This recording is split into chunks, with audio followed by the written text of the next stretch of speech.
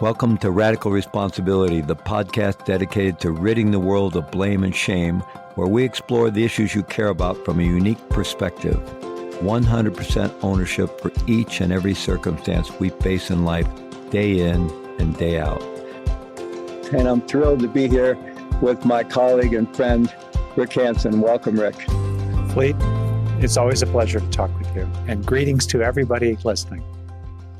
Really excited to be able to start off day one of our summit with Dr. Rick Hanson. Really a thrill. So I'm going to share a bit of your bio background with our audience. I'm sure most of them are more than familiar with you, but in case not, I'll read this.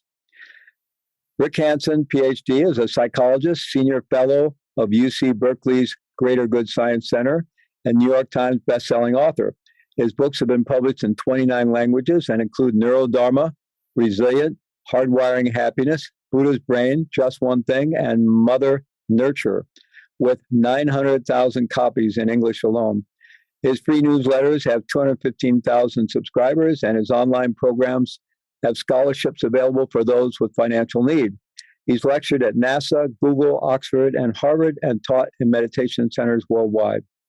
An expert on positive neuroplasticity, his work has been featured on BBC, CBS, NPR, and other major media. He began meditating in 1974 and is the founder of the Wellspring Institute for Neuroscience and Contemplative Wisdom. He and his wife live in Northern California and have 2 adult children. He loves wilderness and taking a break from emails. Don't we all? Anytime we can. Well, again, welcome, Rick. And thank you so much for being part of this. Thank you. So, yeah, I guess I just want to start off with, we've been through another really challenging year. Multiple waves of the COVID-19 pandemic, multiple variants, and doesn't seem to be over yet as much as we want it to be.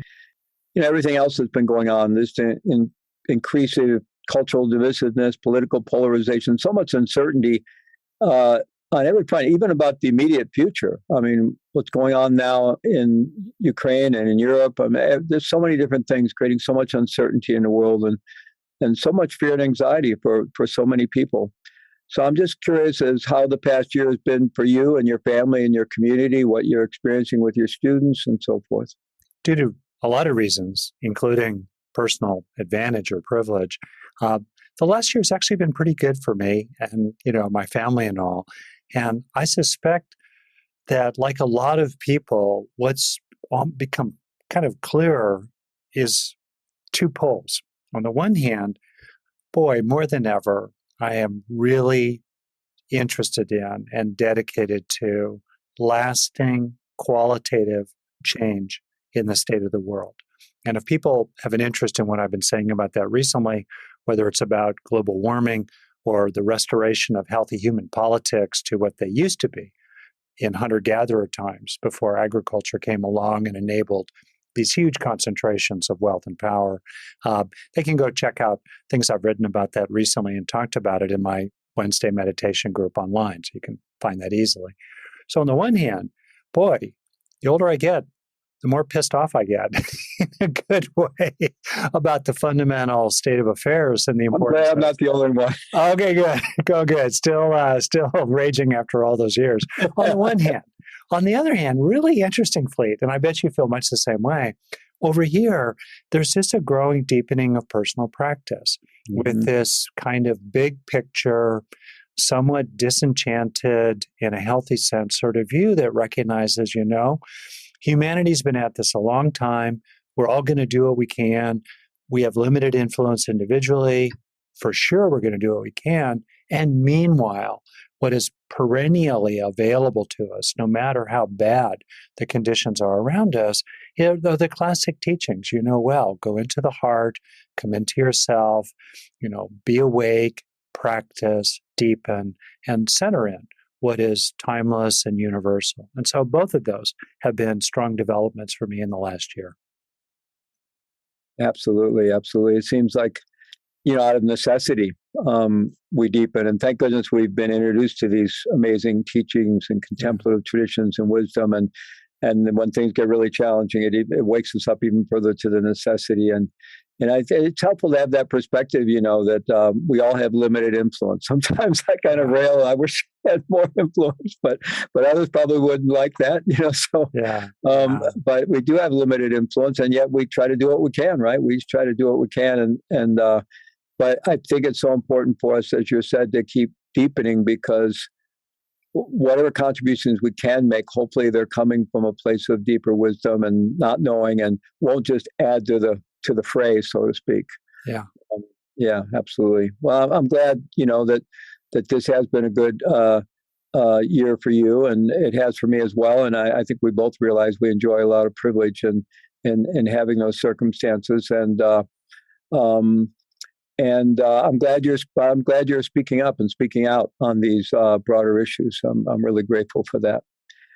So today we are focused on individual resilience, beginning off the summit, which runs the whole span from individual, collective, relational, systemic, and the whole thing.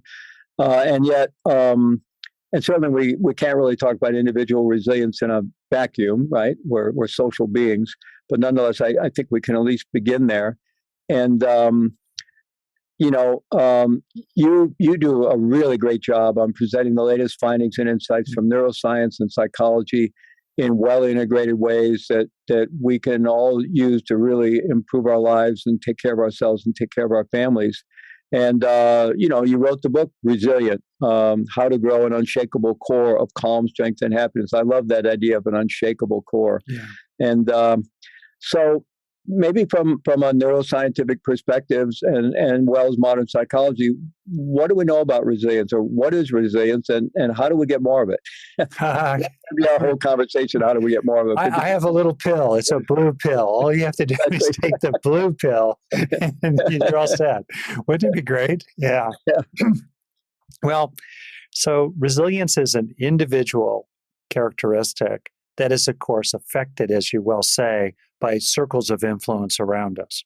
That said, just focusing on the individual, we are resilient when we can manage the stresses of everyday life in pursuit of our goals, and also live through and recover from the worst day of our life.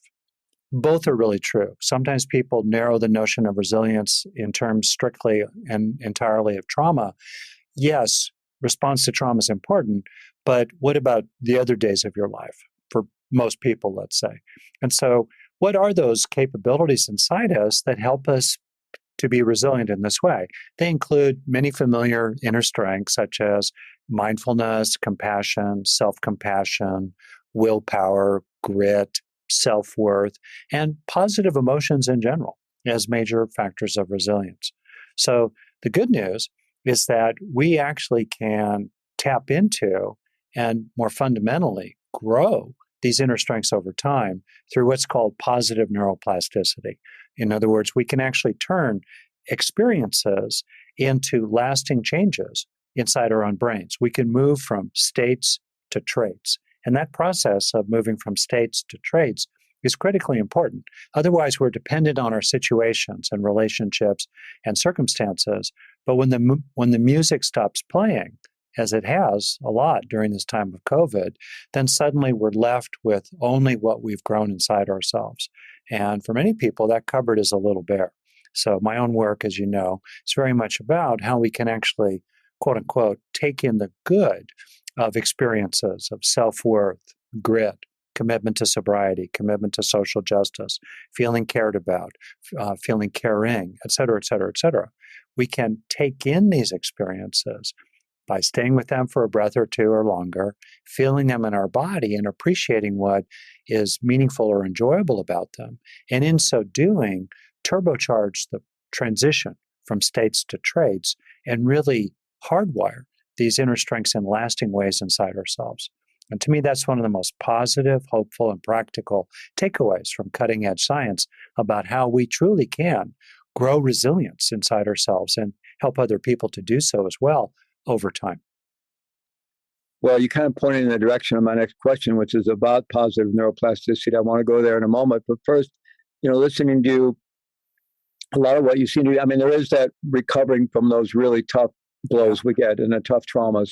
And then there's the everyday need to manage our lives and our emotions and our own physiology. So what we might call self-regulation. And deal with other people. Yeah, yeah. And it hopefully, ideally, learning to co-regulate with other people. Yeah. Maybe we'll talk about that more. But I think you could say resilience has a lot to do with our capacity for self-regulation. And if we don't kind of develop that or own our own kind of responsibility, if you will, to self-regulate, then we're pretty much being regulated by some combination of our childhood conditioning that we had very little to say about, which is a mixed bag for most of us, and then what's going on around us. And sometimes that's kind of a rough ride if we're not taking ownership for how to regulate. So building these capacities to self-regulate, is that one direction we could say that is that really about foundational to our resilience? Well, I really appreciate you cutting to the chase and highlighting that. Absolutely. Self-regulation, really fundamental. I would nominate two other things as factors of resilience. The second being the executive functions that can help us keep on going effectively toward important goals. So there's some self-regulation involved in that, but there's also being able to make plans and to have skills with other people. A major, support for resilience is being emotionally and socially intelligent and skillful with others. So I would add that to self-regulation. And then the other one I really want to highlight, Fleet, is that a fundamental aspect of real resilience is the capacity to maintain a core of well-being along the way.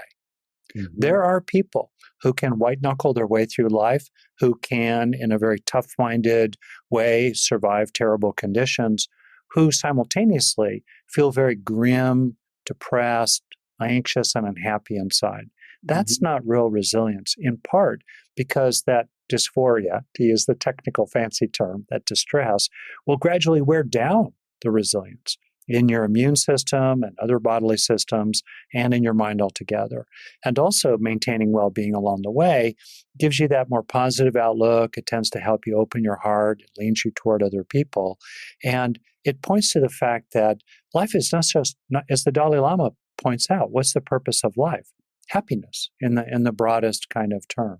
So I would flag those two other things in addition to the self-regulation that you've named. Yeah, absolutely. And you've written a lot about well-being, a lot about resilience, and a lot about happiness. And they all seem to be very interrelated, obviously. Yeah. And that the importance of that executive function, of course, we need to self-regulate somewhat to have access to that, right? Or we get triggered out of that. But I'm wondering, so there's all these things we can talk about at the kind of neurobiological level and things that we can use, skills and mind training and practices, which you can actually see the results of from current neuroscientific studies of the brain. You can see that real changes get made through self-directed neuroplasticity, lasting changes. And at the same time, could you say there's, we're talking about that notion of deepening and relying on the deep traditions. And also use some of these practices to drop into a depth that maybe is a bit beyond the biology. I don't know. I suppose it's all on a continuum. But some depth that is individual and both maybe collective, where we experience a profound kind of innate goodness, wholeness, okayness that is really unshakable. And I wonder if you could talk about that deeper foundational sense of, regardless of what's going on up here, on some way or another, it's okay. Wow. Well, here we are in the deep end of the pool. So I was looking forward to this. I approach this question, which is a classic, fundamental, incredibly important question. I approach it in two levels, if you'll bear with me.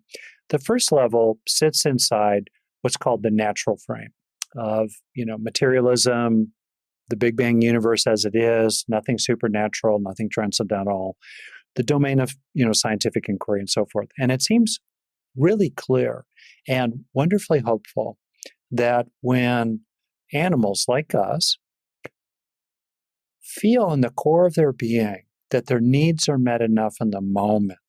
Doesn't have to be perfect, but there's an enoughness of safety in the present, an enoughness of satisfaction, and an enoughness of connection as profoundly social creatures, right? When there's that felt sense of an enoughness in the present, the body-mind combination defaults to its resting state. And its resting state that it comes home to, I call it the green zone, has fundamental qualities of repair and recovery physiologically and psychologically, in terms of our three major needs, has an atmosphere of peacefulness, contentment, and love. This is not woo-woo. This is not airy-fairy. This is why, as in the title of Robert Sapolsky's classic on stress, why zebras don't get ulcers. Because simpler animals without our neurological and mental capabilities are so in the present that when they get away from the lion, they come back to the green zone really quickly. But of course, human beings obsess about the lion and how to prevent it in the future. And why did the lion attack in the first place? And why am I bad? Why does no one love me? And all the rest of that, right? That's why zebras don't get ulcers. But the good news, the blessing and curse of consciousness, right? Yeah, that's right. So the good news is that when we do these inner practices, which of course can be very helpfully supported by, lifting people out of poverty and enabling everybody to have fresh and healthy water and not having a nuclear war, et cetera, external conditions as well are involved here. But certainly on the inside, if you can help yourself authentically meet your needs through growing psychological strengths that help you meet your needs, and second, take in the good of the experiences of needs met, you then are much more able to rest in the green zone and come home, in which, you're right, there is this fundamental sense of peacefulness and loving connection with others. That's just pure science. That's hardcore biology, no nonsense, with two practical takeaways. Grow inner strengths that help you meet your needs. And second, when you feel safe enough, satisfied enough, or connected enough in the present, bring a big spoon, yum, yum, yum, and really, really take it in. Okay. Now, I could let you interject if you like, or I can keep going to the deeper level. Please. Yeah. Continue. Okay. The deepest level, I, like you, and I think many, many other people, experience and rationally believe that there is an underlying ground of being, an underlying ground of all, where words start to evaporate, so it's difficult to talk about, but it has qualities of timelessness, peacefulness, and even a kind of benevolence in it, in the endless arising of the present moment continuously. And there's a sense there of common nature. If this is the deep nature of all, it is the deep nature of every one of us, including our adversaries and including our dearest friends. And through practices, we can become increasingly accessible to and one with this underlying and universal ground of being. And that's personally a very important part of my practice, and one that I respect in other people like you, Fleet. Well, I'm really happy you were willing to go there. And it seems like there's two ways that traditionally, commonly as human beings, we access that. One may be externally, kind of out in the natural world, that we get that sense of the cosmos, the natural world, the beauty of the world, our connectedness with nature, and then it's more the internally through our embodiment practices. And I think maybe at the interface of that deeper ground of being, which maybe is beyond the individual self altogether, but that we all have access to because it's the ground of who we are. And then the more neurophysiological level, somewhere in that interface, subtle body, subtle mind, the more we drop into these embodiment practices and really settle, there seems to be a natural kind of resonance or coherence or flow that we can tap into that seems to have tremendous potential for healing and then rewiring ourselves for resilience, or just allowing the nervous system to kind of untangle itself and rewire itself for resilience. I'm curious about your thoughts on that. When we are having experiences of the absolute, when we are having experiences, let's say, of spaciousness, timelessness, universal love, we're talking about really profound things here. We're talking about things that, for me, are actually even more profound than that feeling you get when you're standing on the seashore looking up at the stars, as beautiful as that is, or walking amongst the woods. Mm-hmm. Even more profoundly than that, whatever the most profound experiences are that you can imagine, even if you're experiencing something that transcends the Big Bang universe, the experience of that is occurring in a brain, in a physical body that's embedded in the Big Bang universe, so that those kind of self-transcendent, transpersonal experiences can indeed leave lasting traces behind in your own body that then you can tap into and draw upon as you go on down the road of life. So that's incredibly hopeful. Additionally, I would add that much as you say, I think there are certain kinds of practices that really tend to draw us toward the infinite. One is the simple practice, as you well know, of spaciousness and awareness of spaciousness in your own consciousness. So there you are, you're observing your breathing, you're steadying your mind, so there's some stability there that's really foundational. And then you have a gradual sense of spaciousness, openness in your own mind. And you start to have a sense of, wow, everything's happening at the same time in terms of the streaming of consciousness. It's all okay. It's all just one process. And that sense of spaciousness does tend to do some very interesting things neurologically, including deactivate parts of the brain that are caught up in the future or the past and bring you into the present, and also reduce activity in parts of the brain that keep fabricating a sense of self. So as we go into that sense of spaciousness, we stop, regretting the past and worrying about the future and being preoccupied with ourselves while opening out into everything. Just that sense of spaciousness of your own mind, or as you said earlier, lifting your gaze to the horizon and beyond.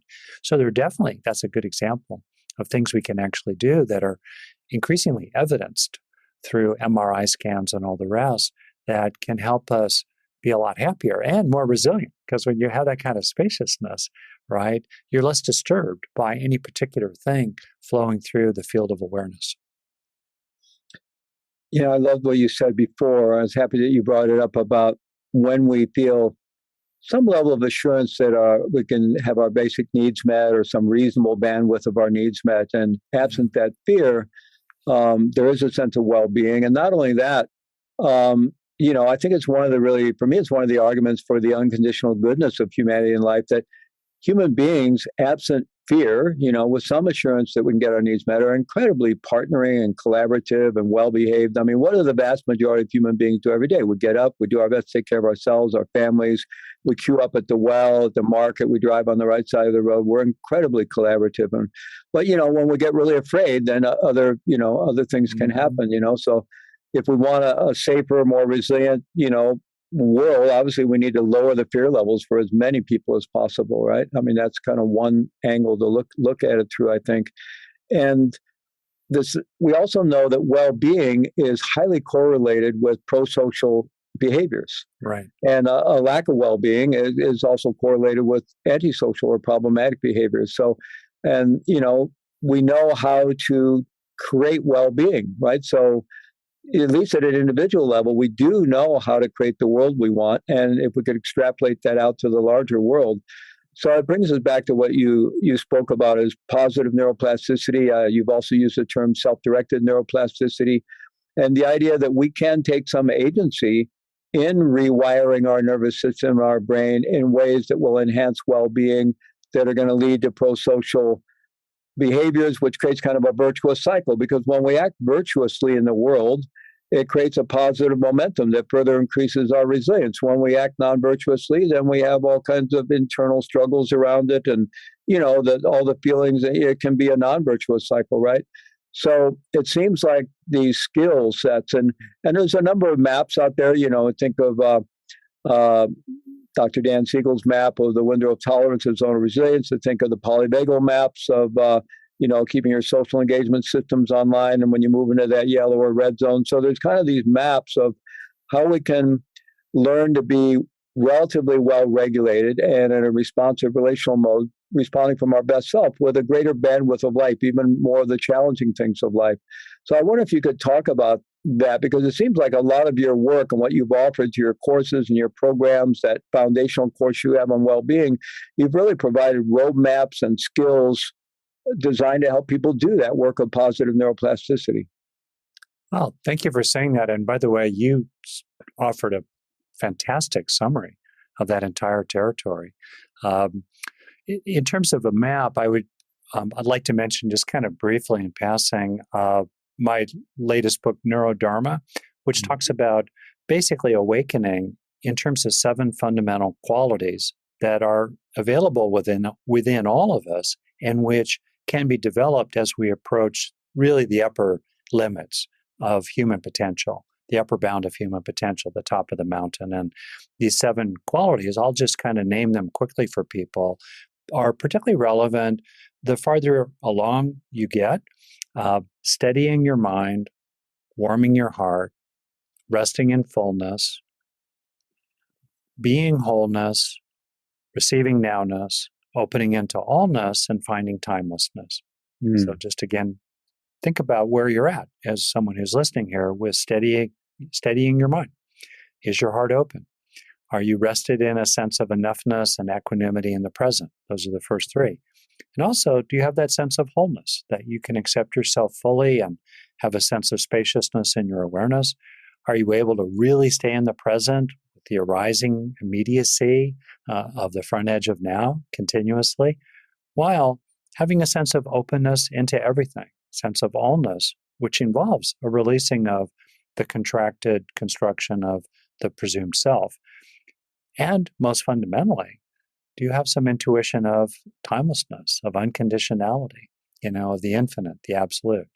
So that's a roadmap as well. I just kind of wanted to mention. So, I'm a map person. I find them very helpful, and that's a wonderful mapping of the journey and the different dimensions where we can increase our well-being and resilience. Yeah, the first 3 are very, foundational. I'm a practicing psychotherapist, been for 35 years, a lot of hardcore work there. And that said, all the great teachers talk about, one way or another, these qualities of wholeness, nowness, allness, and timelessness that we can develop as well. So underlining that. Second thing I'd love to underline is just to piggyback on what you said, which is the possibility of practice. Routinely, when I'm talking with people or I'm talking with myself, after the shock wears off of some bad news you got from your doctor, something your partner said, something your kid did, something you saw on the news, after you kind of get past the initial what of that, the fundamental question always is, okay, how are you practicing with that? How are you coping with it? And how are you trying to learn from it? What are you trying to find inside yourself that you can draw on to help you get through the next minute, the next hour, the next day? That's practice.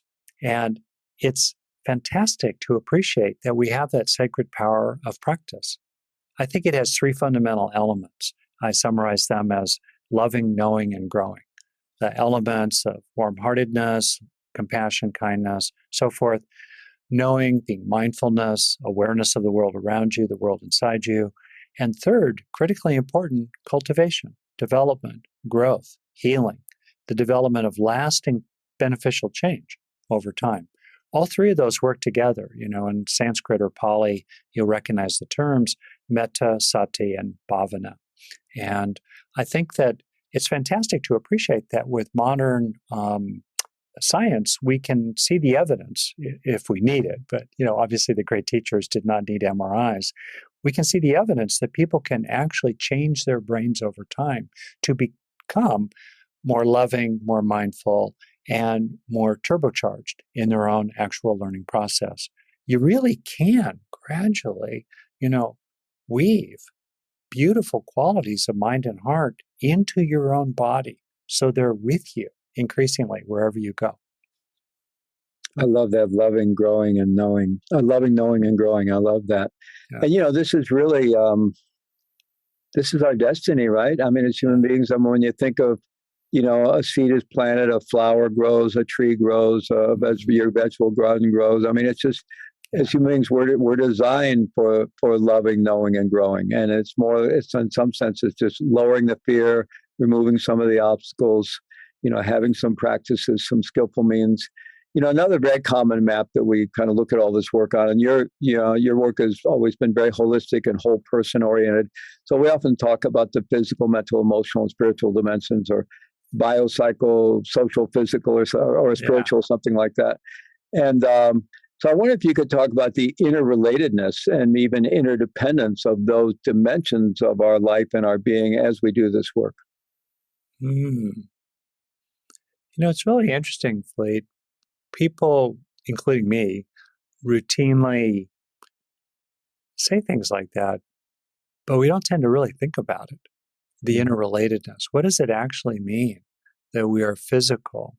We also have a mental life that's intangible. Physical is tangible. Our mental life, our psychology, is by definition intangible. It's grounded in information, which is not tangible, right? And in all that, we're continuously interdependent.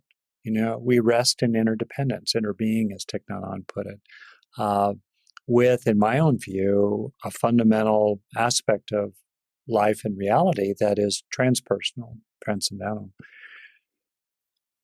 The combination of all that is, I think, something that many people don't really take into account. And you're highlighting it here. You're moving it off of some sort of needlepoint sampler on the wall to really foregrounding how that combination matters, and just kind of engaging your question as I'm practicing right now with your question in terms of its import.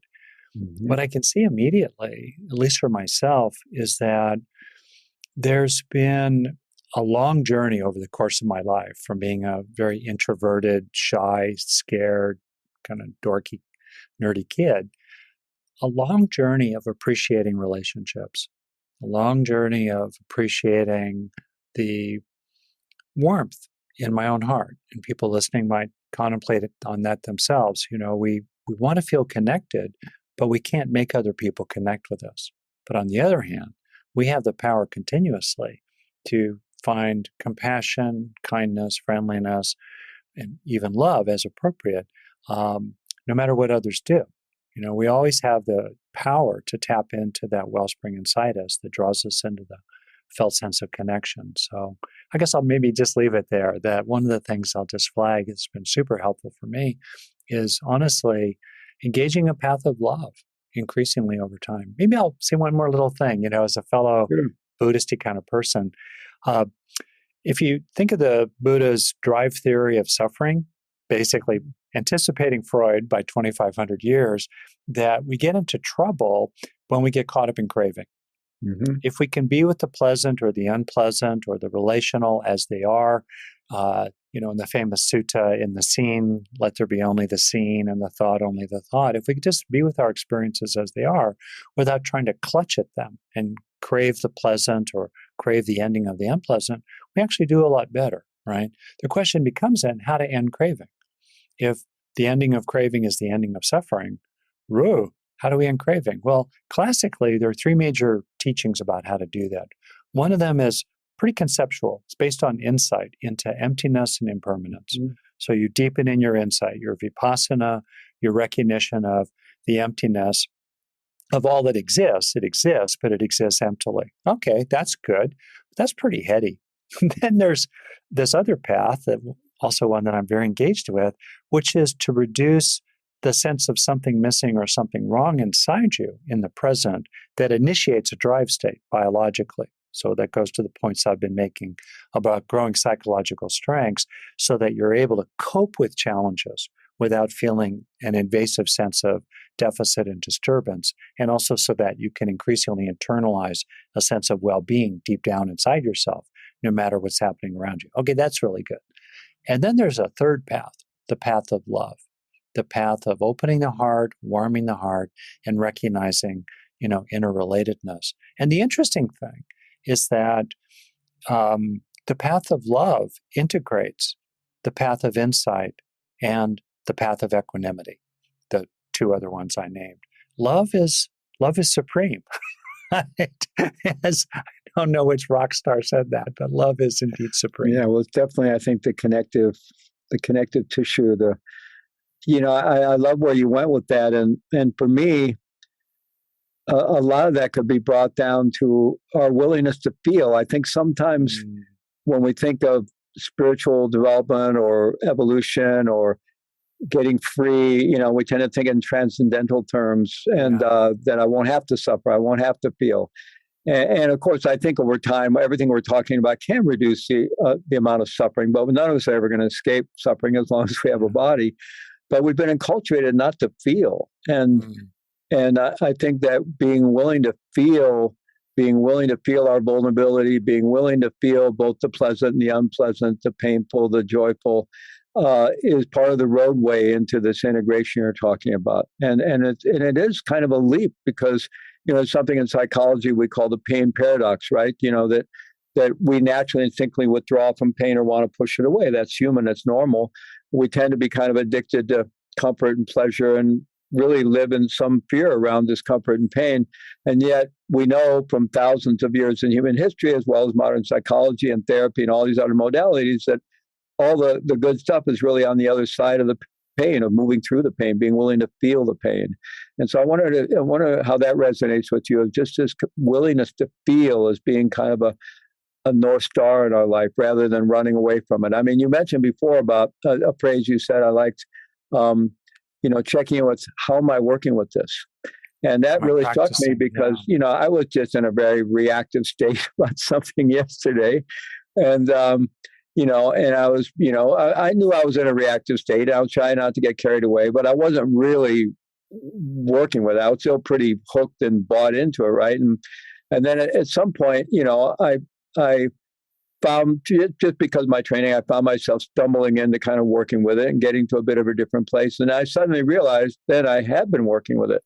So I think just having that inquiry, am I working with this? And how am I working with this? Because then I'm not trapped in it. But for me, working with the first stage of working with it is often be willing to feel it and not trying to escape. I'm curious about your thoughts about that. So many layers to that.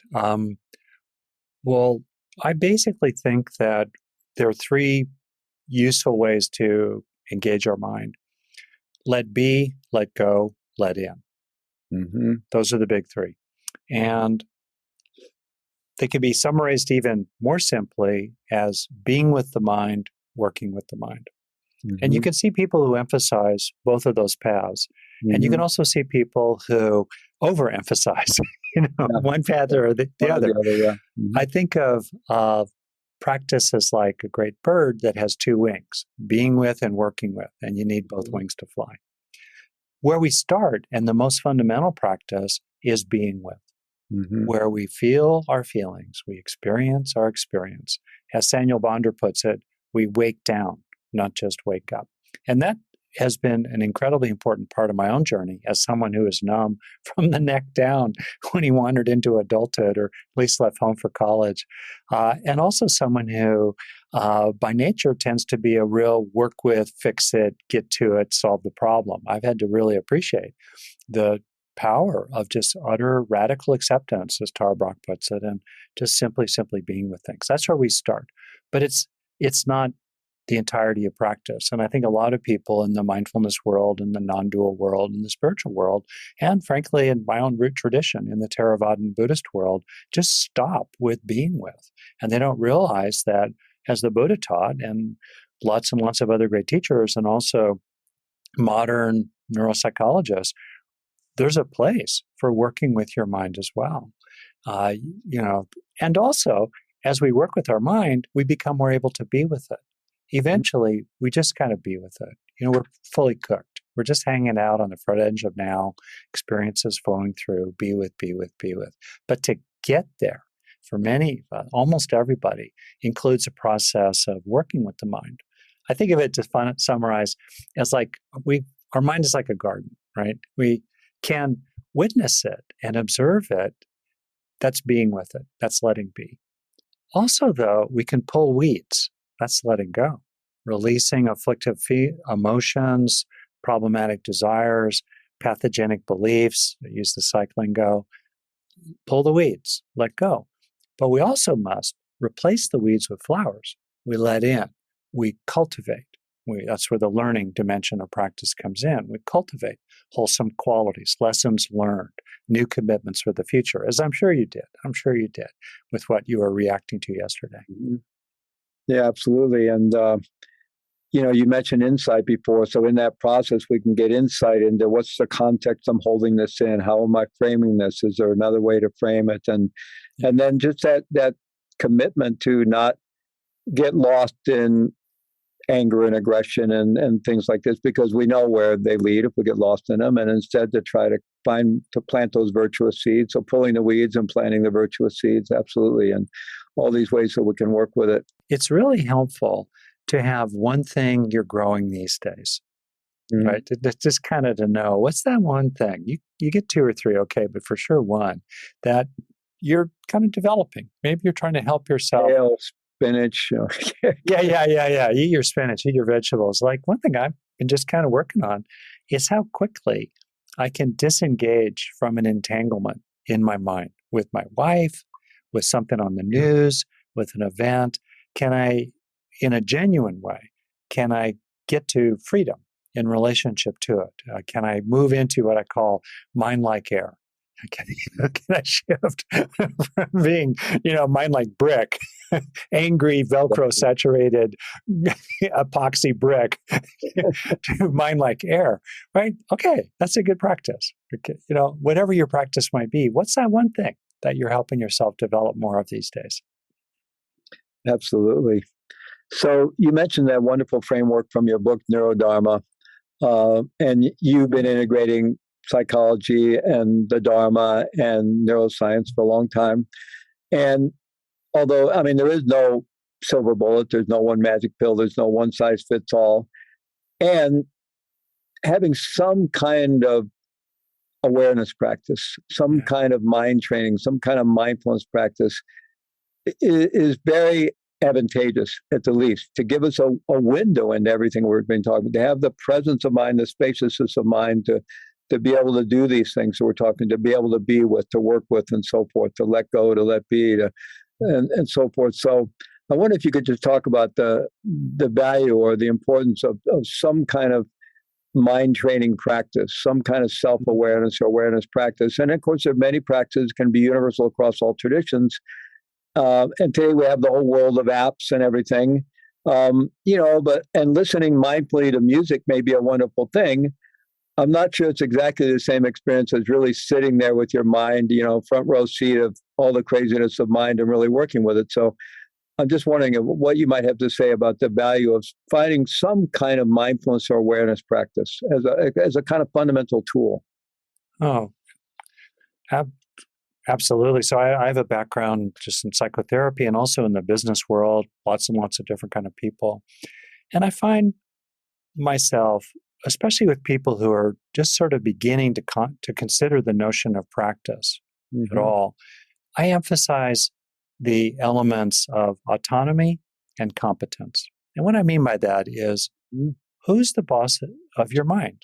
Are you basically an active agent, kind of a hammer rather than a nail, with your own thoughts and feelings? Or are you just at the effect of whatever you think, whatever you feel, and whatever your impulses are? Right there. Are you the author of your own life? Do you have your hand on the tiller of your little boat, or are you just drifting downstream? Right there, a lot of people will be startled and realize, oh, wow, I need to kind of influence this in a more positive direction. I can't totally control my mind, but gradually I can take responsibility for it and start influencing it. So that's one question. The second is, do you want to be skillful at it? Do you want to be skillful with managing your own thoughts and feelings and reactions? Do you want to be skillful in managing where your attention moves around? Because it's like a vacuum cleaner, sucking whatever it rests upon into your being, a lot of which is crud. Right? Do you want to be skillful with that? Or do you want to be clueless? Do you want to be incompetent in managing the most important aspect of your life, which is actually your own mind? Because that's the origin point, as is the opening lines in the Dhammapada. Mind precedes all things, right? It's the maker of the life that we have. So right there, two kind of motives, they might seem a little abstract, but I've found that for a lot of people, especially people who are a little resistant to a more psychological kind of orientation, including mind training, hey, do you want to kind of be in charge of this? And also, do you want to be competent at it?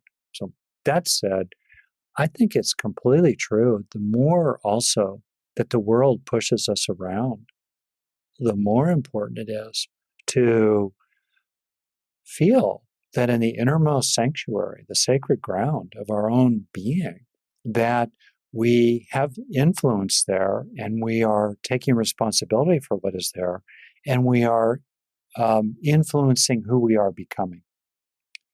What's the most important minute of your life? It's the next one, minute after minute after minute, because that's the great field of opportunity. We can influence who we are becoming. Now, that influence is going to be pretty small most days. It's going to be bit by bit by bit. But there's a teaching also from the Dhammapada that goes like this. Think not lightly of good, saying it will not come to me. Drop by drop is the water pot filled. Likewise, the wise one, gathering it little by little, fills oneself with good. That's our opportunity. And you can tell immediately who is engaging that opportunity in a sincere way when they can, in their everyday life, and who is not. And the key to all of that is, like you said, mindfulness.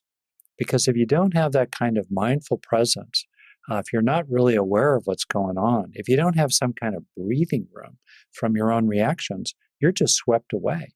I mean, it's one thing to feel your feelings, as you said earlier, but for many people, they can get sucked into their feelings, which just reinforces them, in part because of the brain's negativity bias, making it like Velcro for bad experiences, but Teflon for good ones, as I say, But if we're able to get a little breathing room from our experiences, including very painful ones, then mindfulness is incredibly helpful.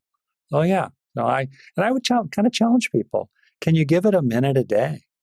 That's sort of the threshold. Can you give it a minute a day of deliberate practice?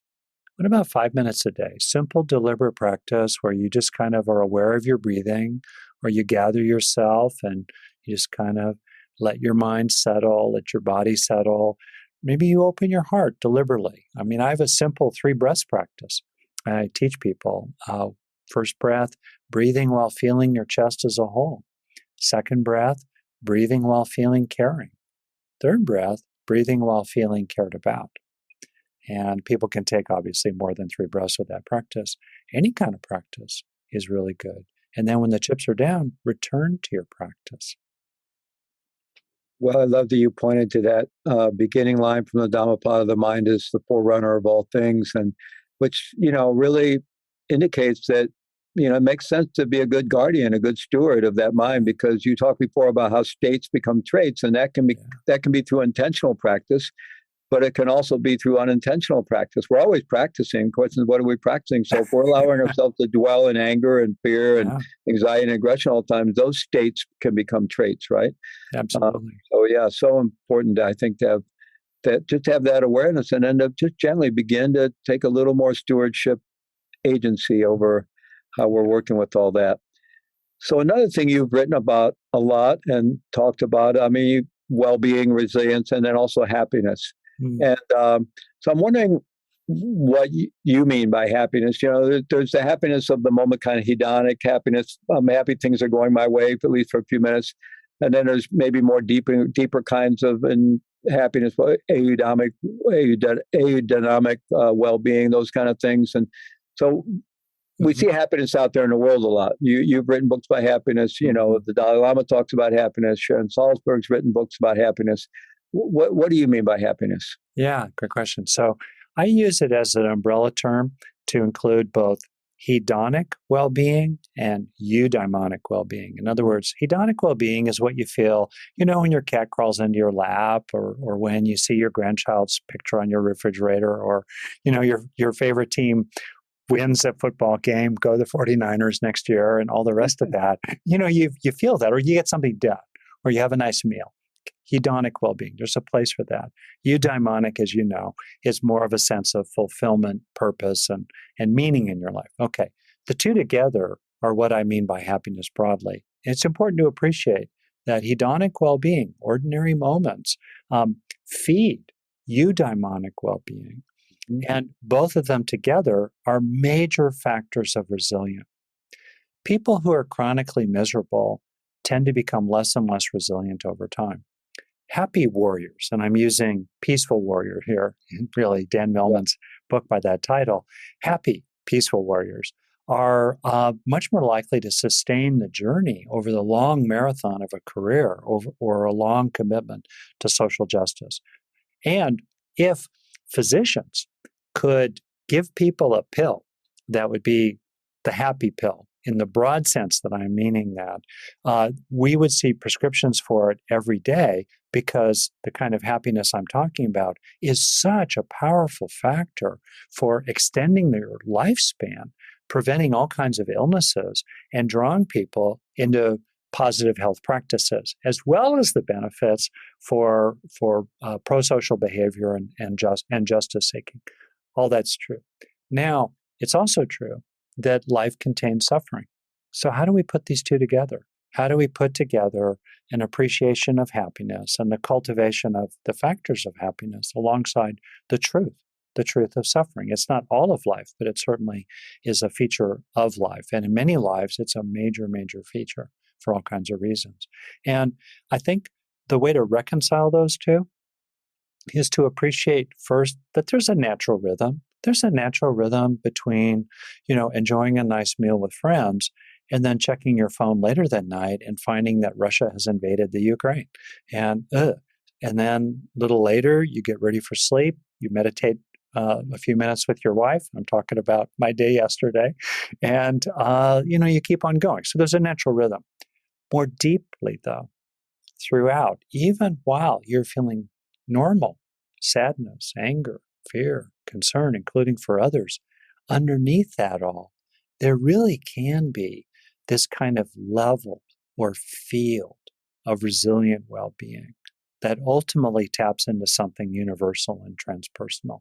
And that's the way in which that underlying ground of well-being can be established even while being utterly authentic and living in the real world, including all of its sorrows.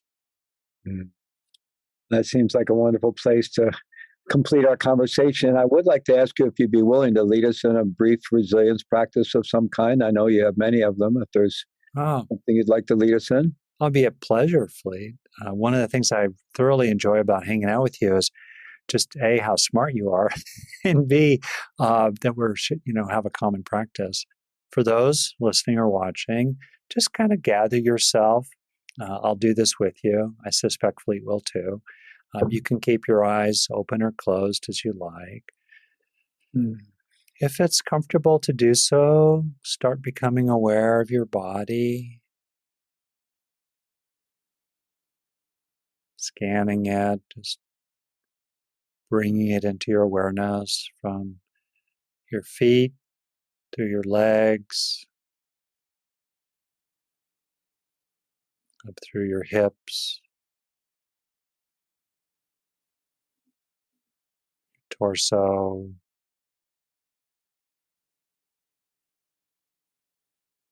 your arms,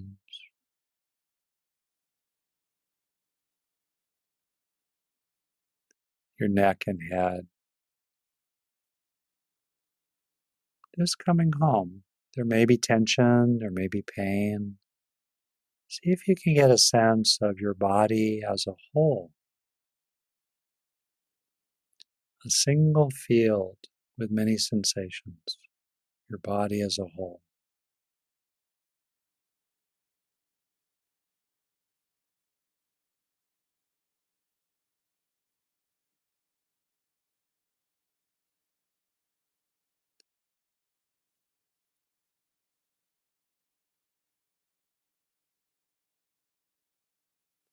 With this sense of your body as a whole, you can be particularly aware of breathing. Chest rising and falling, air flowing in and flowing out.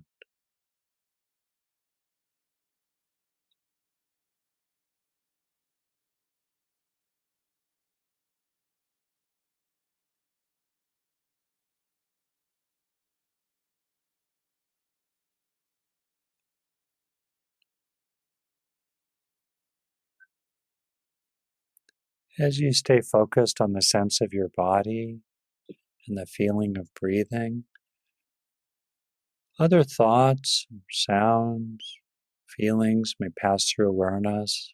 That's just fine. Letting them arise and letting them go while you stay in touch with your body.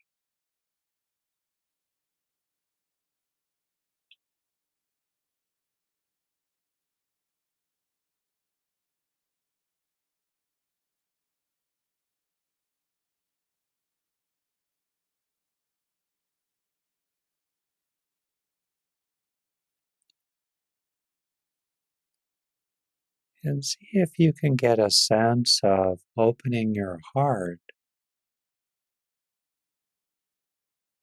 even as you stay aware of breathing.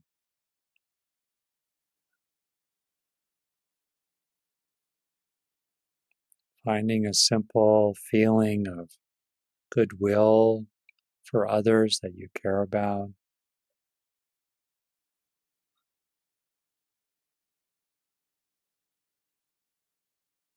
Perhaps feelings of gratitude for them.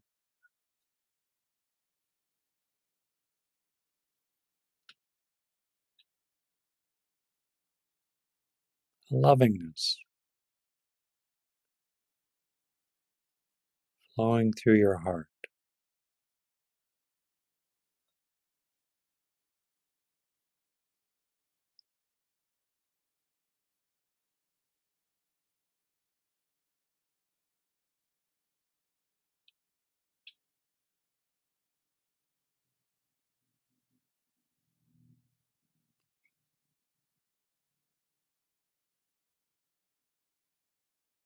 And see what it's like as we take a last minute or so to have a blended sense, a combined sense of grounding in your body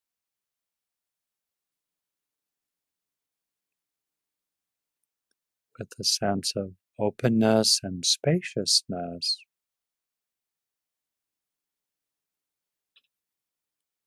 and warm-heartedness.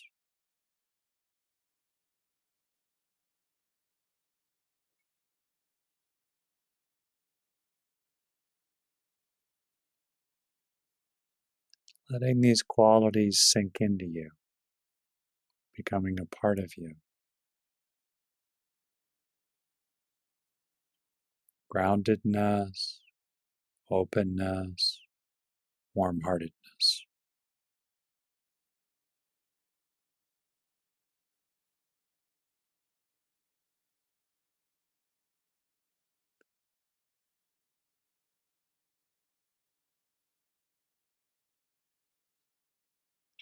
You can have a sense of the world passing through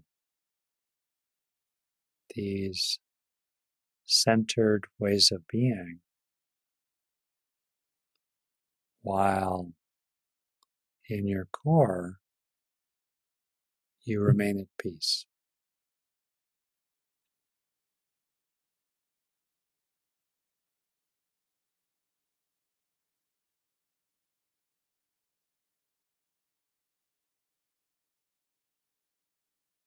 Thank you.